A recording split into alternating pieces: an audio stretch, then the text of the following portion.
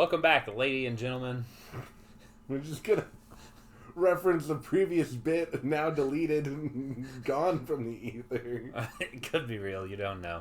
This is Less Than Satisfactory's movie reviews. I'm Austin, I'm Ethan. and we watched the greatest movie of all time the other day. Yeah, I mean, it was It was a movie. whirlwind. I wouldn't call it a film or cinema, but it's a movie. It was created. It has been produced. It is on a streaming network. Yeah, Amazon Prime for free, included with Prime. Not Yeah. a sponsor. Yeah, it kept me around for Amazon Prime. But it is indeed a glorious 69 minutes. And have we said the title of the film yet? We have not. It's Llamageddon. And that's all you really need to know about it. Yeah, honestly, you figured it out. All of it. It's Llamageddon.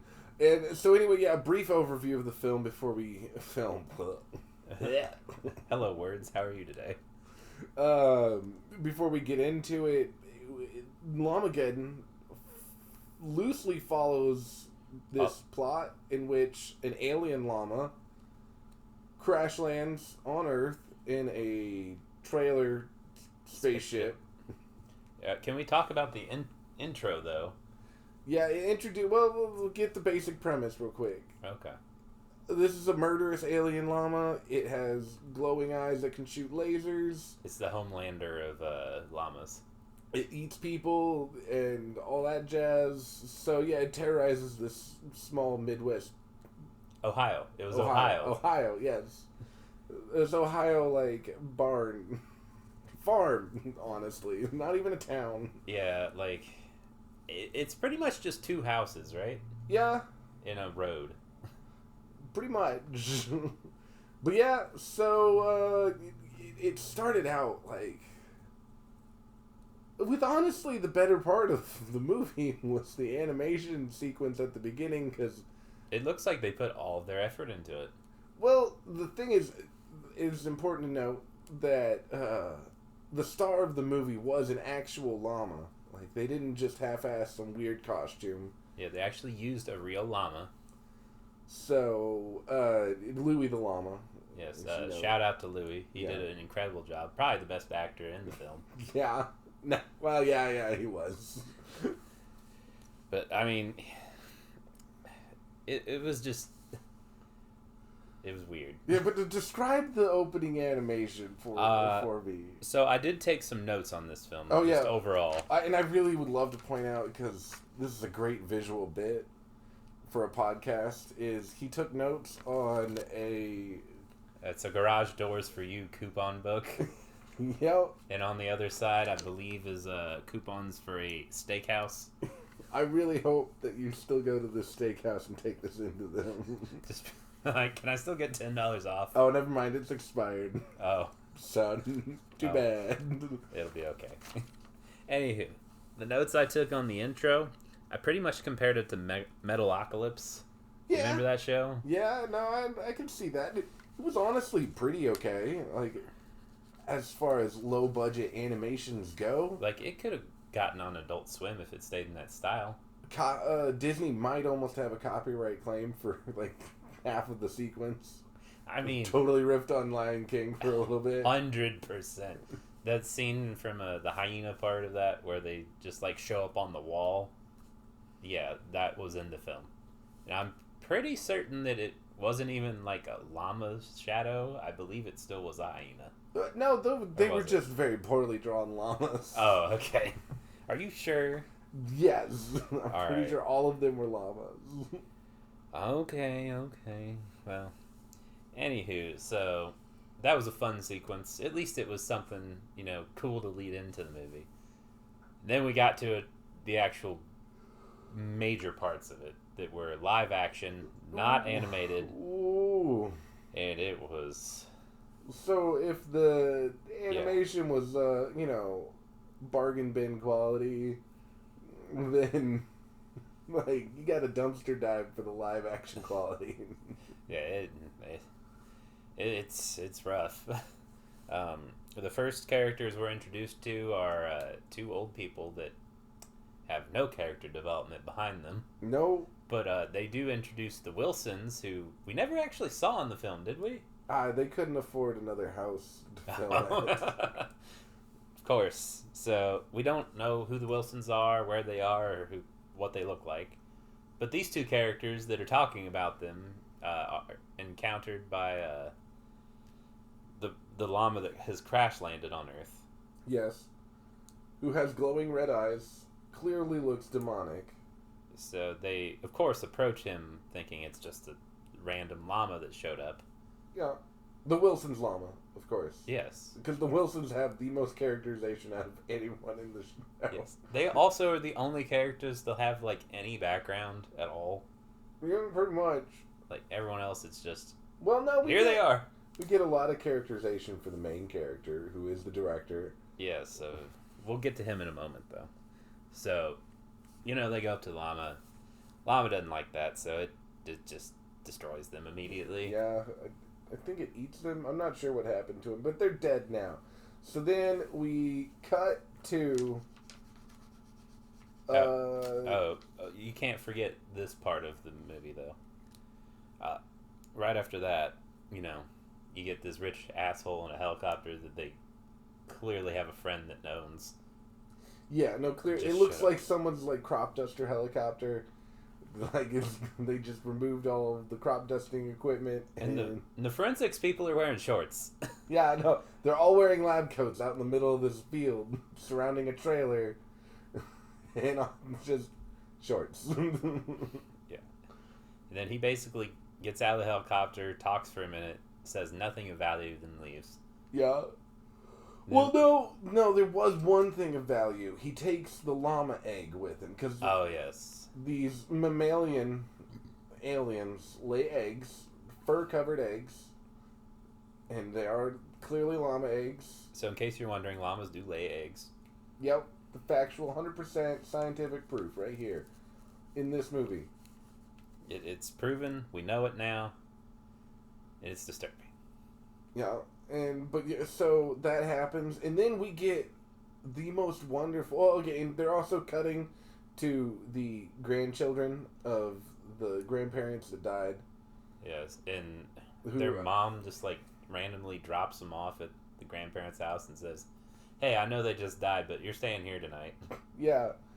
There's some weird backstory about how the father... may or may not be a prostitute. Yeah, he's definitely cheating on their mother, and that whole ordeal is going down, so she just ditches the kids at their dead grandparents' house after they just attended the funeral, I think. Yeah, because what else are you to do? Yeah. And one of the kids is clearly not okay. Yeah, no, he is struggling. Yeah. Apparently wets the bed, and he appears to be at least 27 years old. Yeah, there's some issues going on mentally there. He should not be left alone. But then we get probably, in my opinion, the greatest moment of the entire movie. Are you referring to when the daughter is calling? No, it's right before that when they just say, and then later. No, it just said time lapse. That's what it was. Yeah. Instead of, making a sequence or a montage, if you will, just time lapse. Yeah, black screen. White lettering, and it's just time lapse. Best moment of the film. Great special effects. Yes, the special effects of this film in general were spectacular. Can we just take a moment here? Yeah. I'm going to skip through a few parts here. Yeah, we don't need to get through the whole movie. The plot's really not important. I barely paid attention to any of the dialogue. I was debating if there was a plot, but it's pretty much llama attacking. That's all it is. The special effects, the llama attacking people is also hilarious because, it's worse than AEW. Yeah, it's not even hitting the people. Yeah, it's just punching sound effects and puppet llama hooves hitting the ground near people's faces. And then the video of the actual llama that they clearly had just enough of a budget and knowledge of After Effects to make the eyes red. Yeah. And the llama just was clearly not into this film at all. No, I mean, it was a llama. It was a real live llama. He didn't want to be anywhere near this. Oh, yeah. And then, yeah, there also all of the blood.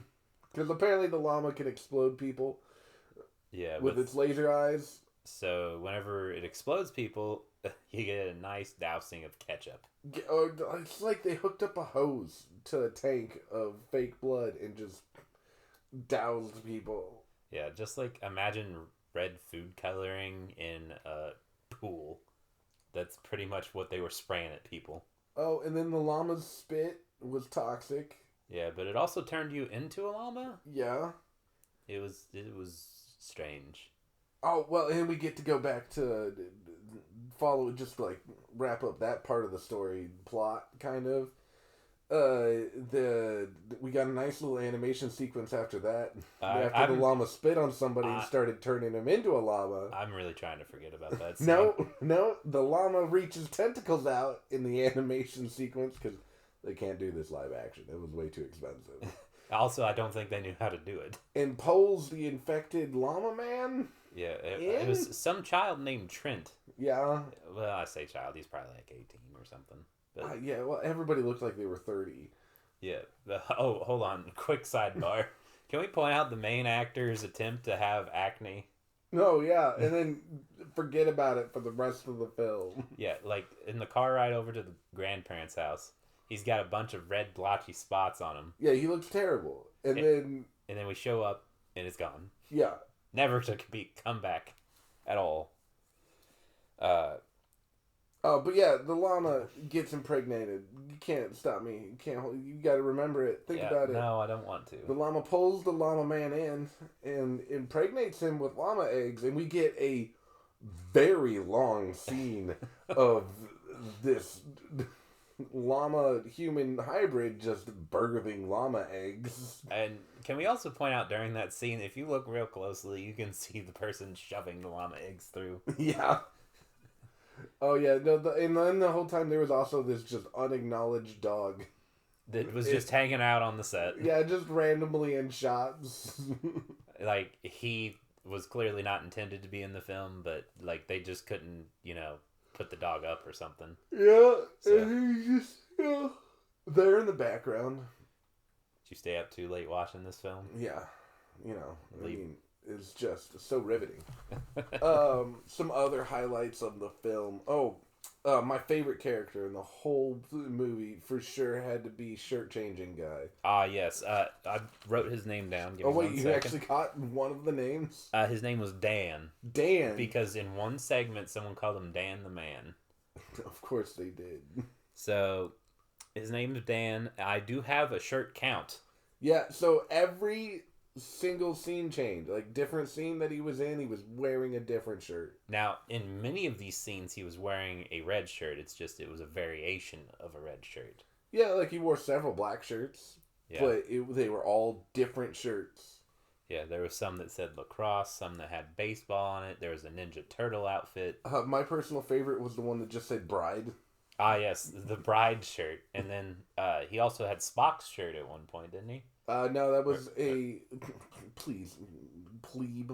I'm sorry, I don't watch Star Trek. Okay. It was yellow shirts are command and indication of commander, like maybe Captain Kirk style. Okay. Blue is Reese. I don't actually know anything about Star Trek. Never mind. I'm gonna shut up. You just know more than I do. Red dyes. That's all I know. Anywho, let's go back. Unless you have a beard. That's weird. Have you never seen Next Generation? No, but we're not talking about Next Generation. No, it's a Star Trek podcast. Now you brought it up. No, it's not. We're still talking about Llamageddon. Damn it. I thought it was free. You tried. I give you credit. Commander Riker's the best. Anyway, Dan the Man had 16 shirt changes through the movie. Wow, I'd forgotten. It was incredible. It was the only reason that I still paid attention to the entire movie, to be honest. It was the biggest plot hole. We didn't know where it was going. It's the biggest plot device. The most interesting one, at least. Yeah. Some other things I have of note here. So whenever they arrive at the grandparents' house. Yeah, they immediately call a party. The daughter, I should say, I did not catch her name at all, did you? No. Okay. I caught two. One name, and that was Floyd. Which was the son, right? Yes. Okay, yeah. So the daughter goes through, like, the entire book of baby names for the year 2012. Yeah. And it's just montage. Okay, yeah, so the greatest thing, he makes that scene where they just said time lapsed even greater, is that they then immediately do a montage. Yeah, like, you could have just gotten rid of the time lapse part and just used that.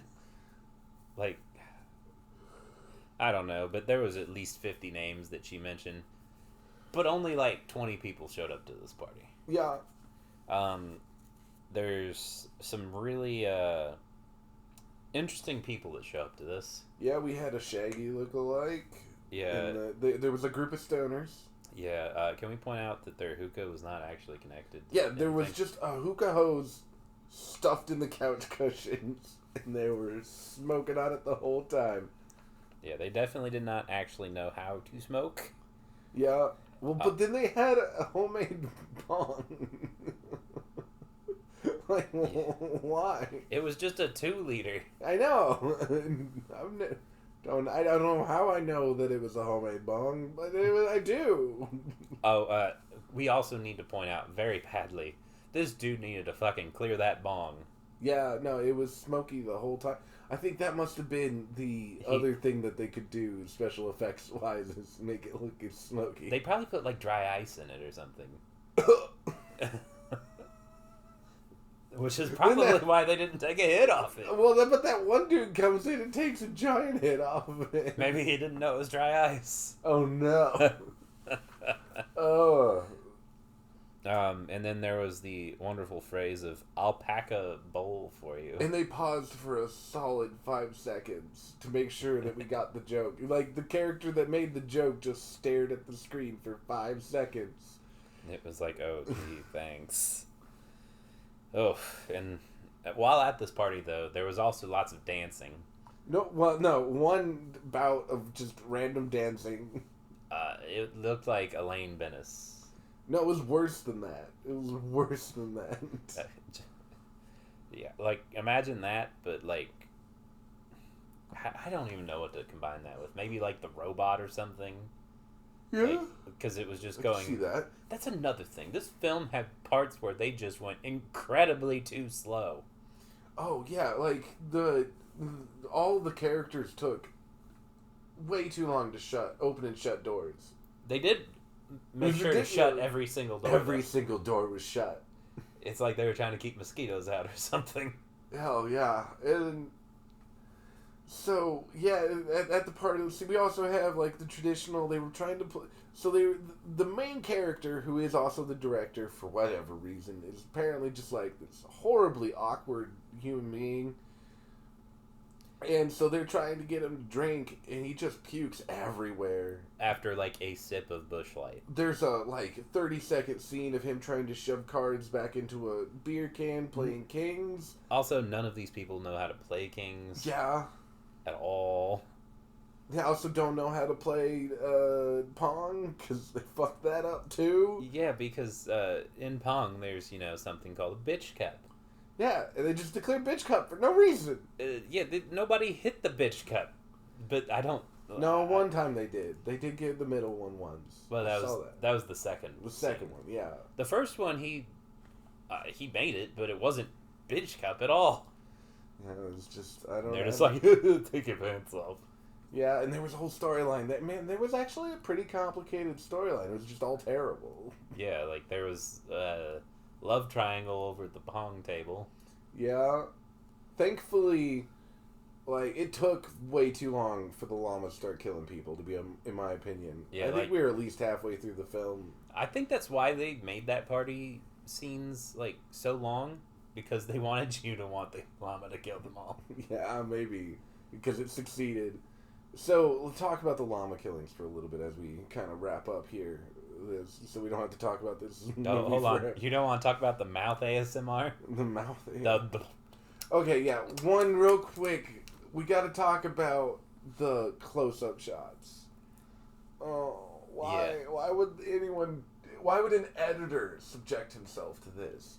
So for the close-up shots, they just went zoomed in on sometimes lips, nose, just like way zoomed in. Yeah, like, and they got the mic right up in their fucking throats.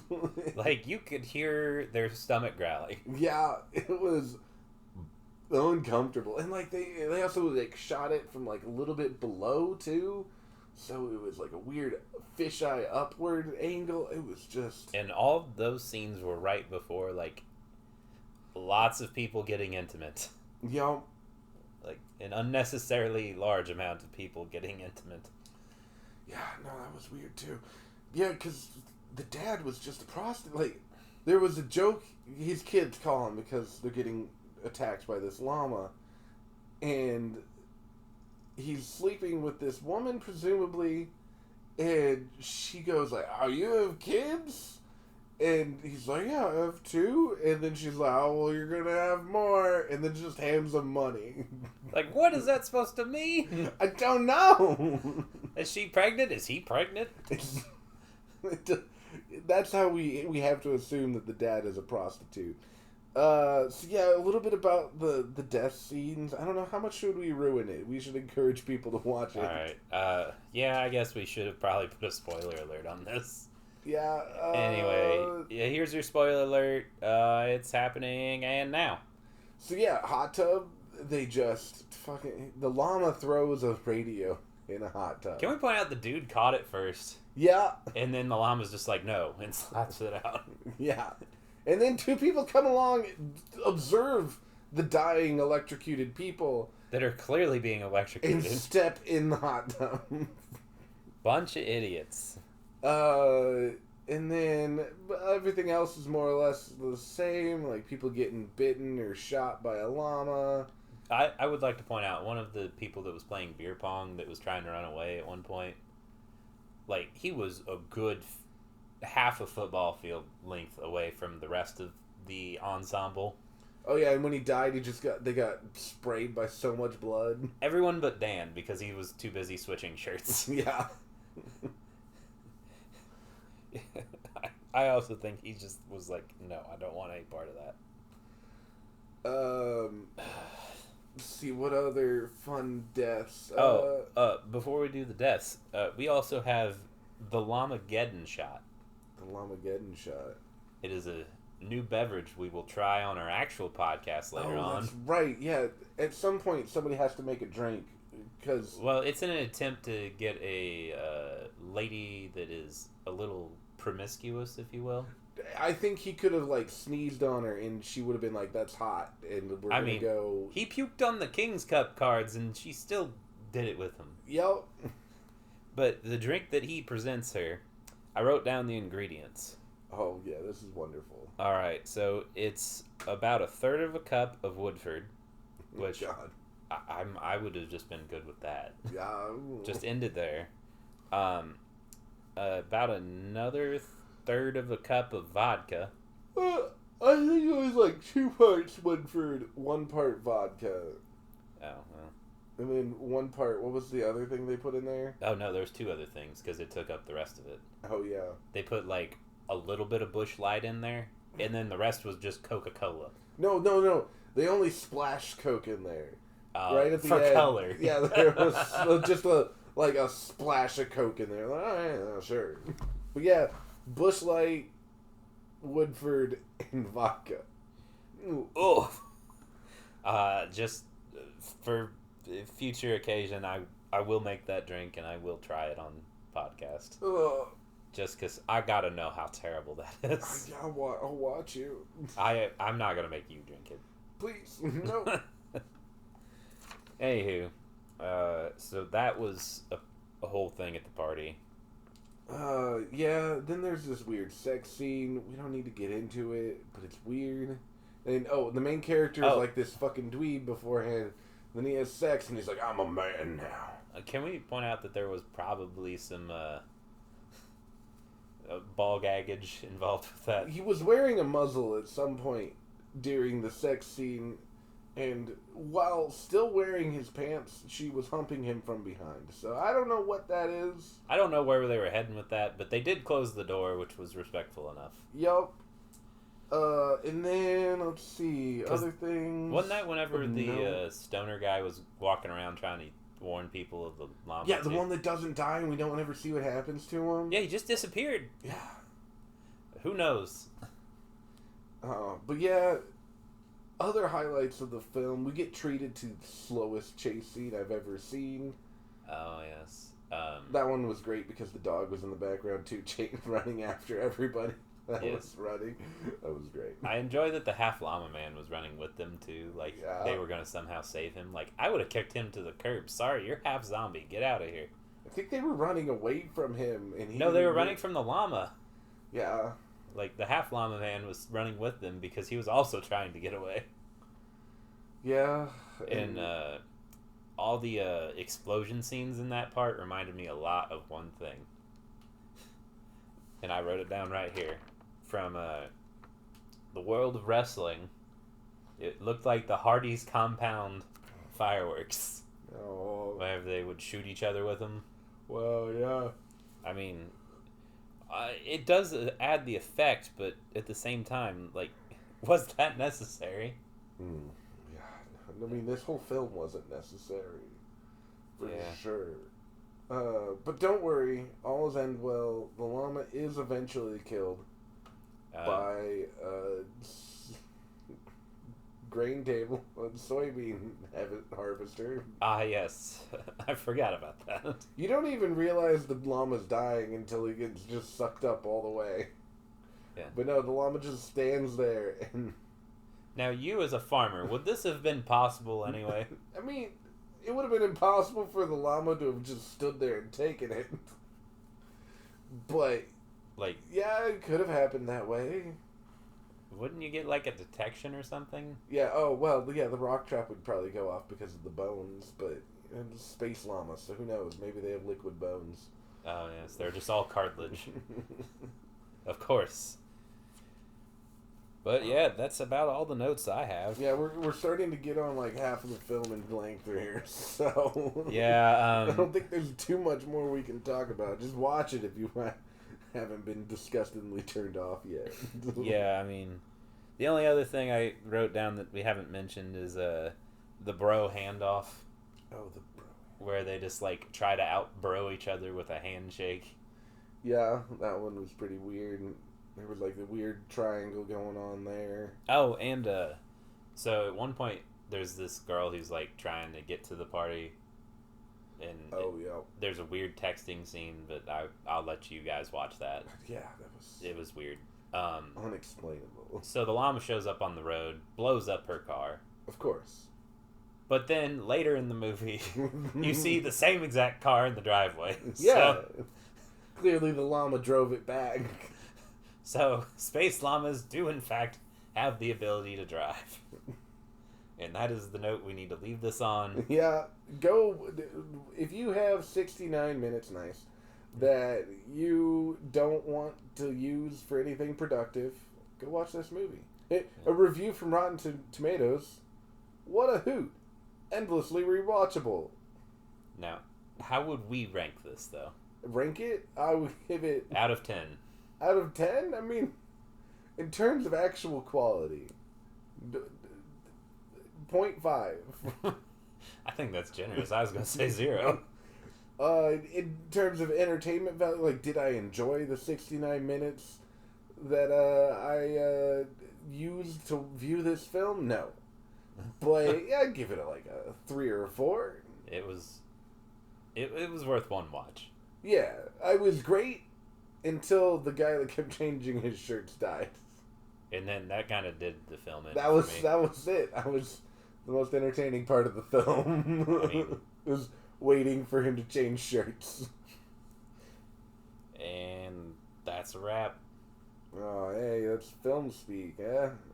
So what are we watching next? Well, I mean, you mentioned you haven't seen Venom yet. Oh, Venom. Or, we've been talking about it forever, Velocipaster. Ah, yes, the Velocipaster. Stay tuned. We can add that at the end. Like and subscribe, bitches!